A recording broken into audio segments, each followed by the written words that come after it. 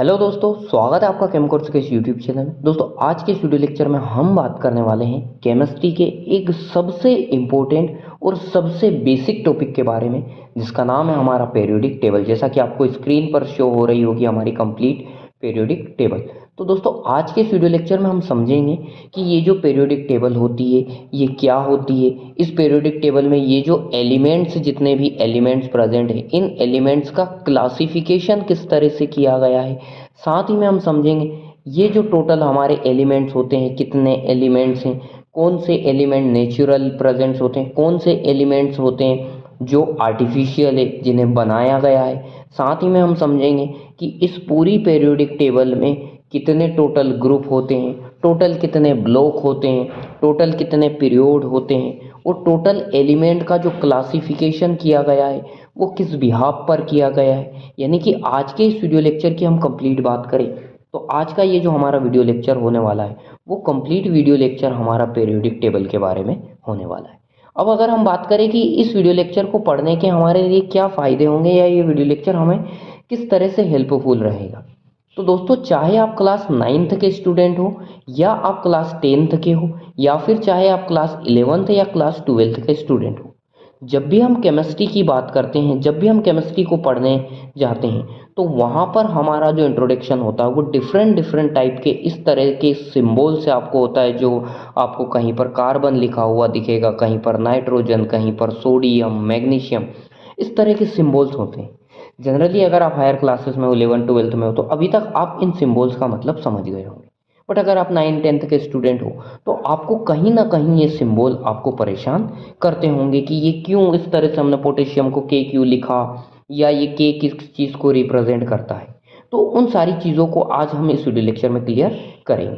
तो अगर आप 11th-12th के स्टूडेंट हो तो आप थोड़ा सा पेशेंस रखिए। हम इस लेक्चर को बहुत ही बेसिक से शुरू करेंगे, क्योंकि इस वीडियो लेक्चर में हम 9th के स्टूडेंट को भी कवर करेंगे, हम साथ में 12th के टॉपिक को भी कवर करेंगे। तो दोस्तों, ये जो हमारी पूरी पीरियोडिक टेबल है, इस पूरी पीरियोडिक टेबल में हमारे टोटल कितने तरह के सिंबल आपको दिख रहे हैं या टोटल कितने एलिमेंट आपको दिख रहे हैं, तो वो 118 टाइप के एलिमेंट्स होते हैं। अब ये पहला जो क्वेश्चन आता है आपका, अगर आप 9th के स्टूडेंट हो, कि सर ये एलिमेंट्स क्या होते हैं, कि हमने तो ये एलिमेंट्स वर्ड अभी तक नहीं सुना है। कुछ स्टूडेंट्स ऐसे होंगे जिन्होंने ये एलिमेंट वर्ड नहीं सुना, तो परेशान होने की कोई बात नहीं है। तो दोस्तों, हम समझते हैं या हम जब भी पढ़ते हैं कि जब भी हम पूरे यूनिवर्स की बात करते हैं कि हमारा ये जो यूनिवर्स है, ये यूनिवर्स दो चीज़ों से मिलकर बना हुआ है। हमने सुन रखा है कि एक तो पहला जो चीज़ होती है इस यूनिवर्स को बनाने वाली, वो होती है आपकी एनर्जी, और जो सेकंड चीज़ होती है इस पूरे यूनिवर्स को, पूरे ब्रह्मांड को बनाने वाली, वो होता है आपका मैटर। अब ये एनर्जी क्या होती है, मैटर क्या होती है, उस पर हम ज़्यादा डिटेल में बात नहीं करेंगे, थोड़ा सा बेसिक आप समझ लो। तो इस यूनिवर्स में वो सारी चीज़ें जो प्रेजेंट है, बट जो स्पेस को ऑक्यूपाई नहीं कर रही है, जो जगह नहीं घेरती है, जिसके पास में अपना कोई मास नहीं है, यानी कि ना तो कोई जगह घेर रही है, ना ही जिसके पास अपना कोई मास है, तो वे सारी चीज़ें क्या कहलाती है, एनर्जी कहलाती है। अब ऐसी कौन सी चीज़ें हैं जो ना तो स्पेस ऑक्यूपाई करती है ना मास है। तो दोस्तों, जितनी भी लाइट आ रही है, सन से आने वाली जितनी भी लाइट है, या आपके रूम में जो ट्यूबलाइट से निकलने वाली जो लाइट है, क्या वो स्पेस ऑक्यूपाई कर रही है? नहीं कर रही। क्या उसके पास में कोई मास है? नहीं है। यानी कि हम बोल सकते हैं कि जो लाइट है वो क्या है, एक टाइप की एनर्जी है। ठीक है। मैं आपको जो बोल रहा हूँ, मेरा जो साउंड आपको सुनाई दे रहा है, आपके जो एयर तक मेरी आवाज़ जो पहुँच रही है, क्या वो आपके और मेरे बीच में एग्जिस्ट कर रही है? बिल्कुल एग्जिस्ट कर रही है। क्या उसके पास में कोई मास है? नहीं है, उसके पास कोई मास नहीं है। क्या वो कोई स्पेस ऑक्यूपाई कर रही है? नहीं, वो कोई स्पेस ऑक्यूपाई नहीं कर रही। इसका मतलब ये जो साउंड आपको सुनाई दे रहा है, ये भी क्या है, एक तरह की एनर्जी है। तो हम कह सकते हैं कि इस यूनिवर्स में वे तमाम चीज़ें जो प्रेजेंट तो है, बट वो ना तो स्पेस को ऑक्यूपाई कर रही है, ना उनके पास में कोई मास है, तो वो सब क्या कहलाएगी, वो सब कहलाएंगी एनर्जी कहलाई। इसके बाद में बात आती है कि मैटर क्या होता है। तो दोस्तों, इस यूनिवर्स में वह सारी चीज़ें जो स्पेस ऑक्यूपाई करती है, यानी जो जगह घेरेगी, साथ ही में जिनके पास में अपना कुछ मास भी होगा, वो सब क्या कहलाएंगे, वो सब कहलाएंगे आपका मैटर। हमने क्या कहा, कि जो स्पेस को भी ऑक्यूपाई करेंगे, जो जगह घेरेंगे और जिनके पास में अपना क्या होगा, सर्टेन मास होगा। आप जिस भी फ़ोन में या लैपटॉप में ये वीडियो देख रहे हो, वो लैपटॉप या वो फ़ोन क्या स्पेस ऑक्यूपाई कर रहा है? बिल्कुल कर रहा है। क्या उसके पास में कोई अपना सर्टेन मास है? बिल्कुल सर्टेन मास है। तो ऐसी सारी चीज़ें जो स्पेस ऑक्यूपाई करती है, जिसके पास में अपना सर्टेन मास होता है, वो सब क्या कहलाती है? मैटर कहलाती है। अब सिर्फ यहाँ मोबाइल फ़ोन की हम बात नहीं करेंगे, ये सारी चीज़ें जो आपको दिख रही हो सकता है आपके रूम में कोई चेयर रखी हो, बेड रखा हो, या आपका जो फ़ोन जिस एयरफ़ोन से कनेक्ट हो, है ना? या फिर आपके पास में कोई कॉपी रखी हो, कोई पेन रखा हो, तो वो सारी चीज़ें स्पेस भी ऑक्यूपाई कर रही है, उनके पास में अपना मास भी। तो वे सारी चीज़ें जो स्पेस को ऑक्यूपाई करती है, जिनके पास में अपना मास होता है, उसे हम क्या कहते हैं? मैटर कहते हैं। अब बात आती है कि ये पीरियोडिक टेबल में आप मैटर क्यों पढ़ाने लग गए? आप एनर्जी क्यों पढ़ाने लग गए? तो दोस्तों इस यूनिवर्स का जितना भी मैटर है, जो भी चीज़ें आपको दिखाई देती है, टोटल जितना भी मैटर आपको दिखाई दे रहा है, वो मैटर किसी न किसी चीज़ से तो मिलकर बना हुआ होगा। कोई ना कोई तो ऐसी चीज़ होगी जो उस मैटर को बना रही है। कोई ना कोई ऐसी चीज़ तो होगी जो उस मैटर, जिसकी वजह से उस मैटर के पास में अपना मास होगा, जिसकी वजह से उस मैटर, वो मैटर स्पेस को ऑक्यूपाई कर रहा होगा। तो वे सारी चीज़ें जो उस मैटर को बनाती है, उस मैटर का जो स्मॉलेस्ट पार्ट होता है, उसी स्मॉलेस्ट पार्ट को हम क्या बोलते हैं? उसी स्मॉलेस्ट पार्ट को हम एटम बोलते हैं। एटम आपने पढ़ा होगा, अगर आप 10th 11th 12th के स्टूडेंट हो तो आपने पढ़ा होगा। अगर आप 9th के स्टूडेंट हो तो अभी हम एटॉमिक स्ट्रक्चर पढ़ेंगे केमिस्ट्री में, चैप्टर नंबर 3 में। ठीक है, तो ये एटम क्या होता है कि किसी भी मैटर का स्मॉलेस्ट पार्ट, जिसमें उस मैटर की सारी प्रॉपर्टी डिफाइन होती हो, उसी स्मॉलेस्ट पार्ट को, उस मैटर का हम क्या कहते हैं? एटम कहते हैं। अब बात आती है कि ये जो सारे सिंबल हमको दिख रहे हैं 118 टाइप के, ये क्या रिप्रेजेंट करते हैं? तो ये हमें रिप्रेजेंट करते हैं एलिमेंट्स को। अब बात आती है कि एलिमेंट्स क्या होते हैं? तो दोस्तों अलग अलग मैटर, जितना भी मैटर है, अलग अलग मैटर में अलग अलग टाइप के एलिमेंट्स प्रेजेंट होते हैं। अलग अलग टाइप के एलिमेंट्स या अलग अलग टाइप के एटम्स प्रेजेंट होते हैं। किस चीज़ में अलग अलग होंगे? ये हो सकता है कि इन एटम में प्रेजेंट इलेक्ट्रॉन का नंबर अलग अलग हो। इलेक्ट्रॉन क्या होते हैं उनको हम आगे डिस्कस करेंगे। हो सकता है नंबर ऑफ प्रोटॉन अलग अलग हो सकता है नंबर ऑफ न्यूट्रॉन अलग अलग हो। अब ये इलेक्ट्रॉन, प्रोटॉन, न्यूट्रॉन क्या होते हैं, इन्हें आप शायद, हो सकता है आप पढ़ चुके हो। अगर आपने नहीं पढ़ा हो, 9th के स्टूडेंट हो, तो आप इन्हें आगे पढ़ोगे। ठीक है, तो अलग अलग एटम को अलग अलग कैटेगरी में क्लासिफाई किया गया। हो सकता है दो एटम एग्जैक्टली सेम हो, 100% सेम हो, यानी कि वो एक कैटेगरी के हो, यानी कि वो एक ही टाइप के एलिमेंट के हो सकते हैं। हो सकता है वो कोई भी एलिमेंट हो सकता है, कार्बन हो सकता है, नाइट्रोजन हो सकता है, ये आपका फास्फोरस हो सकता है, सल्फर हो सकता है। ठीक है, तो ऐसे एटम जिनके पास में 100% सेम प्रॉपर्टी हो, जिनके पास में 100% सेम प्रॉपर्टी हो, 100% एक दूसरे के आइडेंटिकल हो, उन्हें हम क्या कहेंगे कि वो एक कैटेगरी, उस कैटेगरी को, उस एटम की उस कैटेगरी को हम कहते हैं एलिमेंट। क्या कहेंगे? एलिमेंट कहेंगे। ठीक है, इतना समझ में आया? तो हमारे पास में ऐसी कितनी कैटेगरी हो गई? ऐसी हमारे पास में अभी तक नॉन 118 कैटेगरी हो गई। यानी कि हमारे पास में टोटल कितने एलिमेंट हो गए? हमारे पास में टोटल 118 टाइप के एलिमेंट्स हो गए। अब बात आती है कि इन 118 टाइप के एलिमेंट्स को हमें स्टडी करना है, इनकी प्रॉपर्टी के बारे में जानना है, इनके कैरेक्टर के बारे में जानना है, तो इनको हमें एक सीक्वेंस में जमाना पड़ेगा। किसी भी चीज़ को अगर आपको एक कैटेगरी में पढ़ना हो तो उन्हें आपको एक सीक्वेंस में जमाना पड़ेगा, उनको आपको अरेंजमेंट करना पड़ेगा उनकी प्रॉपर्टी के आधार पर, उनके नंबर्स के आधार पर, उनमें नंबर्स प्रोटॉन के आधार पर, उनमें नंबर्स इलेक्ट्रॉन के आधार पर। तो इन टोटल 118 टाइप के एलिमेंट्स को जिस सिस्टमेटिक अरेंजमेंट में हम रखते हैं, जिस सिस्टमेटिक वे में हम अरेंज करते हैं, उसी सिस्टमेटिक वे को, उसी सिस्टमेटिक अरेंजमेंट को हम क्या बोलते हैं? उसी सिस्टमेटिक अरेंजमेंट को हम बोलते हैं पीरियोडिक टेबल। क्या बोलते हैं दोस्तों? Periodic table. यानी कि पीरियोडिक टेबल क्या हो गई? पीरियोडिक टेबल हो गई आपका सिस्टमेटिक अरेंजमेंट। क्या हो गया? Systematic arrangement. किनका सिस्टमेटिक अरेंजमेंट? इन 118 टाइप के एलिमेंट्स का सिस्टमेटिक अरेंजमेंट। इतना समझ में आया? उसके बाद में हम बात करते हैं कि ये जो पीरियोडिक टेबल है, इस पीरियोडिक टेबल को किस किस कैटेगरी में क्लासिफाई किया गया है। तो दोस्तों इस पूरी पीरियोडिक टेबल में ये जो 118 एलिमेंट्स हैं आपके, टोटल कितने element, 118 element, in total element को 4 ब्लॉक में कैटेगराइज किया गया है। कितने ब्लॉक में क्लासिफाई किया गया, 4 ब्लॉक में। कौन कौन से 4 ब्लॉक होते हैं, तो इन 4 ब्लॉक्स के नाम है S block, small S, small P, small D and small F. कितने ब्लॉक हो गए आपके, 4 block, S block, P block, D block and F block. यानी कि ऐसे एलिमेंट जो एस ब्लॉक की कैटेगरी में आते हैं उन्हें हम क्या कहेंगे, एस ब्लॉक के एलिमेंट। अब कौन से एलिमेंट आते हैं उनकी हम चर्चा करेंगे आगे। ऐसे एलिमेंट जो पी ब्लॉक में आते हैं उन्हें हम क्या कहेंगे, पी ब्लॉक के एलिमेंट। जो एलिमेंट डी ब्लॉक की कैटेगरी में आते हैं उन्हें हम डी ब्लॉक के एलिमेंट कहेंगे, और जो एफ ब्लॉक में आते हैं उन्हें हम एफ ब्लॉक के एलिमेंट कहेंगे। इतनी चीज़ें समझ में आई। अब कौन से एलिमेंट को एस ब्लॉक में रखा गया, कौन से एलिमेंट को पी ब्लॉक में रखा गया, कौन से एलिमेंट को डी ब्लॉक में रखा गया, कौन से एलिमेंट को एफ ब्लॉक में रखा गया, उसकी हम आगे बात करेंगे।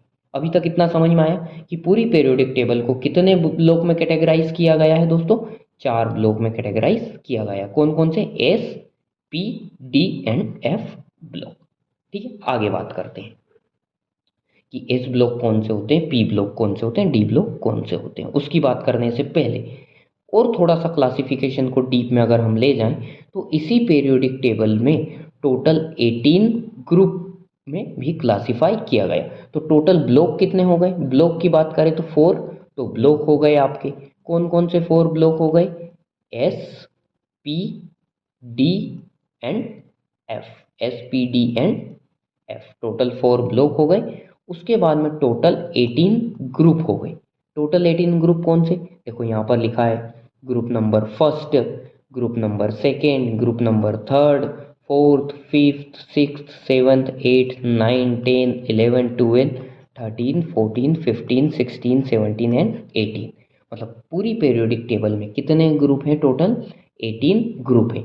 यानी कि आपको पूरी पीरियोडिक टेबल में इस तरह से आपको 18 क्या देखने को मिलेगी, 18 कॉलम देखने को मिलेंगे। ये जो पहली लाइन है, पहला जो कॉलम है, ये फर्स्ट ग्रुप, ये जो दूसरा कॉलम है सेकंड ग्रुप, ये तीसरा column third group, fourth group, fifth group, sixth group, seventh group, eighth group, ninth group. इस तरह से टोटल कितने कॉलम है, 18 कॉलम हैं। यानी कि टोटल कितने ग्रुप हो गए आपकी पीरियोडिक टेबल में, टोटल 18 ग्रुप हो गए। ठीक है, इतना समझ में आया। तो टोटल ब्लॉक कितने हो गए, टोटल ब्लॉक की अगर हम बात करें तो 4 ब्लॉक, 4 ब्लॉक। टोटल ग्रुप कितने, टोटल ग्रुप की अगर हम बात करें तो टोटल ग्रुप हो गए 18। इसके बाद में पीरियोड की बात करते हैं कि पीरियोडिक टेबल में कितने पीरियोड होते हैं। तो इस पीरियोडिक टेबल में टोटल 7 पीरियोड होते हैं। अब पीरियोड क्या होते हैं, तो ये होते हैं आपके टोटल पीरियोड। इस तरह से जो लाइन होती है आपकी, इन लाइन को हम बोलते हैं पीरियोड। फर्स्ट पीरियोड में 2 element, hydrogen and helium. Second period में आपके कितने element, total 8 element, lithium, beryllium, boron, carbon, nitrogen, oxygen, fluorine and neon. फिर इस तरह से third period, fourth period, fifth period, sixth period and last 7th period. क्या फिर इन दोनों जो लाइन आपको दिख रही है, क्या ये पीरियोड में नहीं आते, तो दोस्तों ये जो है आपका, ये एफ ब्लॉक के एलिमेंट है, ये यहाँ पर, और ये जो ग्रीन लाइन आपको दिख रही है, ये ग्रीन लाइन के जो एलिमेंट है ये यहाँ पर आते हैं। यानी कि ये 6th पीरियड के एलिमेंट हैं आपको, जो ये रेडिश कलर में दिख रहे हैं, और ये जो आपको ग्रीन कलर के दिख रहे हैं ये टोटल 7th पीरियड के एलिमेंट्स होते हैं। तो इस पीरियोडिक टेबल को हमने 3 कैटेगरी में क्लासीफाई किया, 4 ब्लॉक्स, 18 ग्रुप एंड 7 पीरियड। इतनी चीज़ें समझ में आई, ठीक है। उसके बाद में हम बात करते हैं कि ये जो आपने 4 ब्लॉक लिखे हैं इनमें से कौन कौन से एलिमेंट एस ब्लॉक के हैं, कौन कौन से एलिमेंट पी ब्लॉक के हैं, कौन कौन से एलिमेंट डी ब्लॉक के हैं, उसकी हम बात करते हैं। तो दोस्तों ये जो फर्स्ट 2 ग्रुप आपको दिख रहे हैं, यानी कि group number first and group number second, ये दोनों ग्रुप के जो एलिमेंट्स हैं, जितने भी एलिमेंट, ये एलिमेंट्स आते हैं आपके एस ब्लॉक के एलिमेंट। कौन से एलिमेंट आते हैं, एस ब्लॉक के एलिमेंट। यानी कि ये जो आपका हाइड्रोजन हो गया, लिथियम हो गया, sodium, potassium, rubidium, caesium, francium, and इसके बाद में बात करें beryllium, magnesium, calcium, strontium, barium and radium, ये कौन से ब्लॉक के एलिमेंट हो गए? ये हो गए आपके एस ब्लॉक के एलिमेंट। इनके अलावा ये जो हीलियम होता है, ये हीलियम भी कौन से ब्लॉक का एलिमेंट है? एस ब्लॉक का एलिमेंट है। अब बात आती है, क्या सर ये जब एस ब्लॉक का एलिमेंट था तो इसे यहाँ पर क्यों नहीं रखा? तो इसको यहाँ पर नहीं रखने का रीज़न होता है कि ये जो हीलियम होता है, इसके जो प्रॉपर्टीज़ होती है वो नोबल गैसेस के समान होती है। अब नोबल गैसेस क्या होती है उनकी हम बात करते हैं। ये जो 18 ग्रुप है ये सारी नोबल गैसेस है, इसीलिए हीलियम भी नोबल गैसेस की प्रॉपर्टी शो करने की वजह से हीलियम को हम नोबल गैस के साथ रखते हैं। बल्कि ये जो हीलियम है ये कौन से ब्लॉक का एलिमेंट है? तो ये एस ब्लॉक का एलिमेंट होता है। इतनी चीज़ें आप याद रखना। एस ब्लॉक हो गया। इसके बाद में आता है पी ब्लॉक। तो पी ब्लॉक के एलिमेंट कौन से हैं? तो पी ब्लॉक के जो एलिमेंट्स होते हैं वो आपका ग्रुप नंबर 13, 14, 15, 16, 17 और 18, यानी कि सिक्स्थ ग्रुप आपके जो हैं 13 to 18, ये आपके होते हैं पी ब्लॉक एलिमेंट। कौन से एलिमेंट? P block element. तो एस ब्लॉक के दो group, first group and second group S block, 13, 14, 15, 16, 17 and 18, ये आपके होते हैं पी ब्लॉक के एलिमेंट। तो फिर डी ब्लॉक के एलिमेंट कौन से हुए? तो डी ब्लॉक के एलिमेंट आपके होते हैं third group, fourth group, fifth group, sixth, seventh, eighth, 9, 10, 11 and 12। Total 10 group है ये। 3 से 12 तक टोटल कितने ग्रुप हो गए आपके? 10 ग्रुप। ये जो 10 ग्रुप हैं ये होते हैं आपके डी ब्लॉक एलिमेंट। कौन से एलिमेंट? D block element. फिर एफ ब्लॉक के एलिमेंट कौन से होते हैं? तो ये जो नीचे की आपको दो रो दिख रही है ये होते हैं आपके एफ ब्लॉक एलिमेंट। कौन से एलिमेंट? F block element. तो आपको समझ में आया एस ब्लॉक कौन से? First two group, first and second is S block, 13 to 18 P block, 3 to 12 आपके डी ब्लॉक एलिमेंट, एंड ये जो लास्ट आपको दो रो दिख रही है ये हो गए आपके एफ ब्लॉक एलिमेंट। तो टोटल 4 ब्लॉक थे। 4 ब्लॉक के इस तरह से एलिमेंट्स होते हैं। इसके बाद में हम बात करें कि ये जो ग्रुप हैं इन ग्रुप के कुछ स्पेशल नाम होते हैं। जैसे कि फर्स्ट ग्रुप का कुछ स्पेशल नाम होता है, सेकंड ग्रुप को कुछ स्पेशल नाम होता है, इसके बाद में 16 ग्रुप का कुछ स्पेशल नाम होता है, 17 ग्रुप का स्पेशल नाम होता है और 18 ग्रुप का स्पेशल नाम होता है। इसके बाद में ये 3 से लगाकर 12 तक के जितने भी ग्रुप हैं इनका कुछ स्पेशल नाम होता है, तो उनकी हम चर्चा कर लेते हैं। तो दोस्तों ये जो फर्स्ट ग्रुप के जितने भी एलिमेंट हैं, यानी कि आपका hydrogen, lithium, sodium, potassium, rubidium, caesium, francium, इनको यानी कि फर्स्ट ग्रुप को हम क्या बोलते हैं? Alkali metals. क्या बोलते हैं? Alkali metals. क्या बोलेंगे? नाम याद रखना हमेशा। फर्स्ट ग्रुप के मेटल्स को, फर्स्ट ग्रुप के एलिमेंट्स को हम क्या बोलते हैं? Alkali metals. अब अल्कली मेटल्स क्यों बोलते हैं इनके? तो दोस्तों इनको अल्कली मेटल्स बोलने का रीजंस होता है कि इनके जो ऑक्साइड एंड हाइड्रोक्साइड होते हैं, यानी कि इन मेटल्स के जो ऑक्साइड्स और हाइड्रोक्साइड्स बनाते हैं, यानी कि हम देखते हैं जब भी NaOH क्या है? Na सोडियम हाइड्रो ऑक्साइड, यानी कि मेटल के साथ में OH ग्रुप का जोड़ना हाइड्रोक्साइड ग्रुप हो गया, या मेटल के साथ में Na2O। तो ये जितने भी मेटल होते हैं आपके फर्स्ट ग्रुप के, वो उनके जो ऑक्साइड्स और हाइड्रोक्साइड होते हैं वो कैसे नेचर के होते हैं? बेसिक नेचर के होते हैं। यानी कि वो कैसा शो करेंगे? कैसा नेचर शो करेंगे? बेसिक नेचर शो करेंगे। यानी उनका जो पीएच रहेगा वो 7 से ज़्यादा होता है, और जो बेस होते हैं उनको हम क्या बोलते हैं? अल्कली बोलते हैं। क्या बोलते हैं? अल्कली बोलते हैं। और ये जितने भी एलिमेंट्स हैं फर्स्ट ग्रुप के, ये सब किस प्रॉपर्टी के होते हैं? मेटल प्रॉपर्टी के होते हैं, मेटल होते हैं ये। अब इनको मेटल होने की वजह से और बेसिक मेटल होने की वजह से इनको हम क्या बोलते हैं? अल्कली मेटल्स बोलते हैं। ठीक है, इतनी चीज़ें समझ में आई कि अल्कली मेटल्स क्यों बोलते हैं? क्योंकि ये बेसिक नेचर के होते हैं और मेटेलिक होते हैं, इसलिए अल्कली वर्ड क्यों यूज़ किया गया? बेसिक नेचर की वजह से। और मेटल वर्ड क्योंकि इनका नेचर कैसा होता है, मेटेलिक नेचर होता है। ठीक है, इसलिए फर्स्ट ग्रुप को हम क्या बोलते हैं, अल्कली मेटल। उसके बाद में ये जो सेकंड ग्रुप आता है इसको हम बोलते हैं अल्कली अर्थ मेटल। क्या बोलते हैं, अल्कली अर्थ मेटल। अब अल्कली अर्थ मेटल क्यों बोलते हैं, क्योंकि इनका भी नेचर कैसा होता है, बेसिक होता है।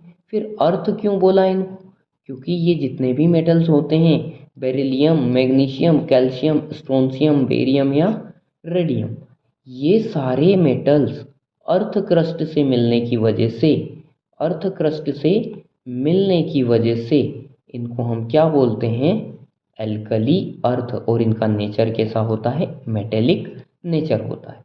इसलिए सेकेंड ग्रुप के जितने भी एलिमेंट्स होते हैं उन्हें हम क्या कहते हैं, अल्कली अर्थ मेटल्स। ठीक है, उसके बाद में हम बात करें कि जो 13 से आपका थर्ड से लगाकर आपके 12 ग्रुप हैं उनको हम क्या बोलते हैं, तो ये थर्ड से लगाकर 12 तक के जितने भी मेटल्स हैं या जितने भी एलिमेंट्स हैं जो कि कौन से ब्लॉक के हैं, डी ब्लॉक के एलिमेंट्स हैं। ये कौन सा ब्लॉक है आपका, डी ब्लॉक। ये कौन सा ब्लॉक था, पी ब्लॉक। ये कौन सा ब्लॉक था, पी ब्लॉक। ये कौन सा ब्लॉक था आपका, एफ ब्लॉक। एंड ये फर्स्ट दो ग्रुप कौन से थे, एस ब्लॉक। ठीक है, तो ये जितने भी डी ब्लॉक के एलिमेंट्स होते हैं इन्हें हम क्या बोलते हैं, ट्रांजिशन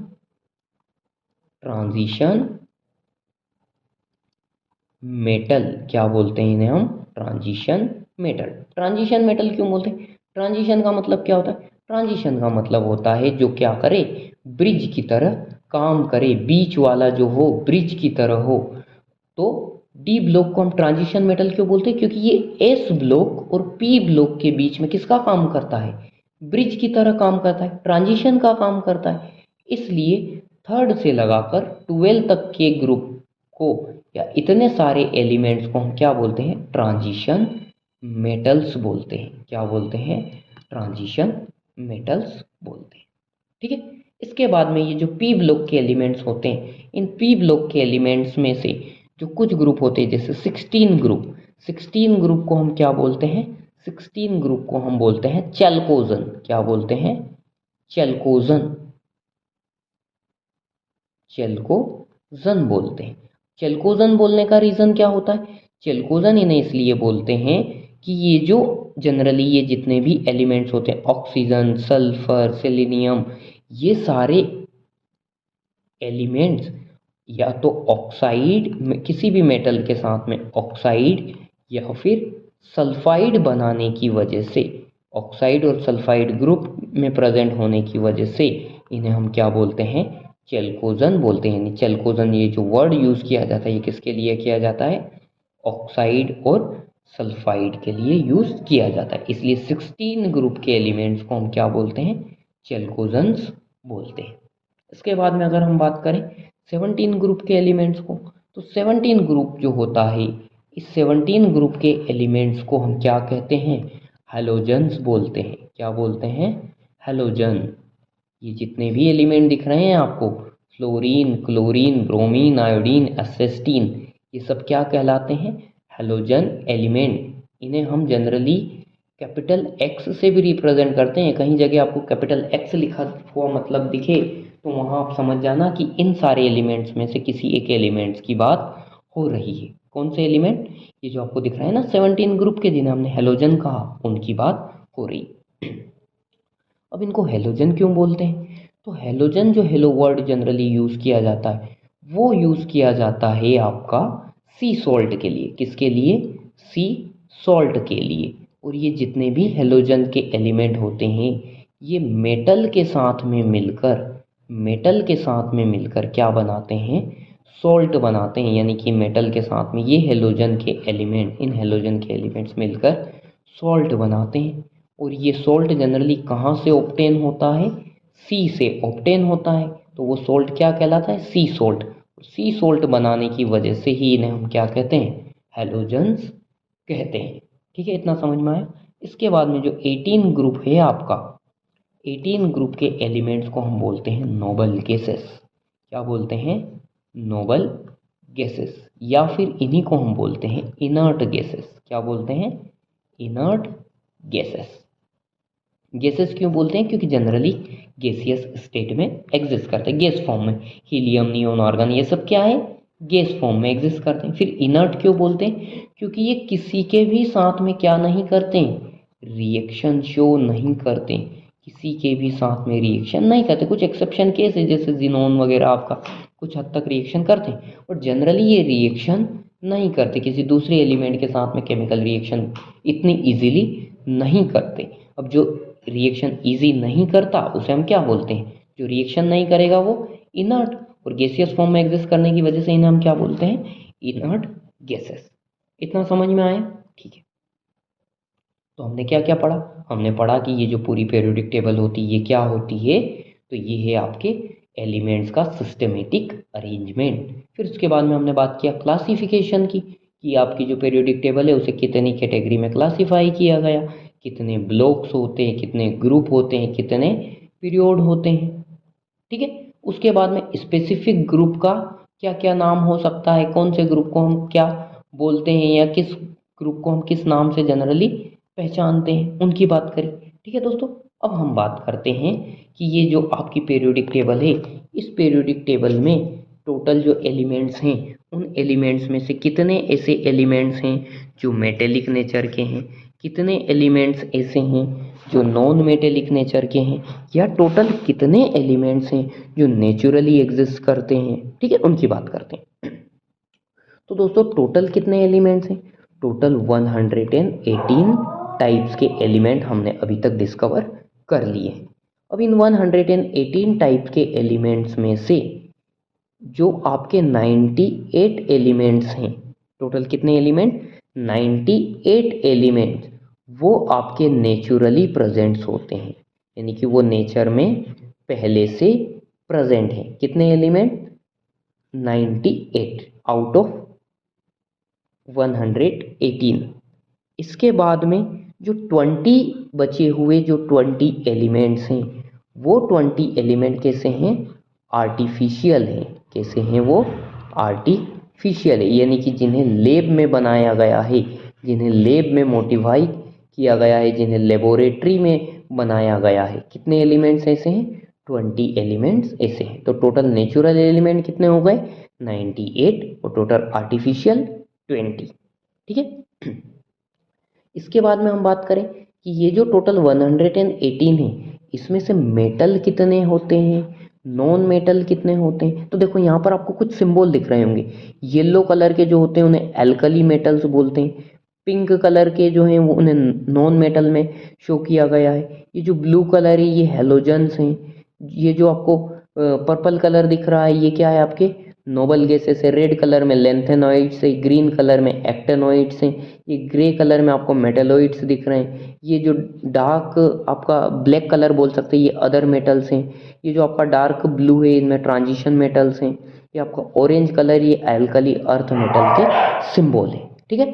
तो अभी हम यहाँ पर जनरली बात करते हैं कि टोटल जो आपके एलिमेंट्स हैं, उन टोटल एलिमेंट्स में से आपके मेटल कितने होते हैं। अब मेटल क्या होते हैं? मेटल आप समझते ही हो कि मेटल और नॉन मेटल क्या होते हैं? जिनसे इलेक्ट्रिसिटी पास हो सके, जिनसे इलेक्ट्रिसिटी पास हो सके, जिनसे हीट कंडक्ट हो सके, जिनसे हीट पास हो सके, वो सब क्या होते हैं? आपके मेटल्स होते हैं। नॉन मेटल्स क्या होते हैं? जिनसे इलेक्ट्रिसिटी पास ना हो, जिनसे हीट कंडक्ट ना हो, वो क्या होते हैं? नॉन मेटल्स होते हैं। तो इन 118 में से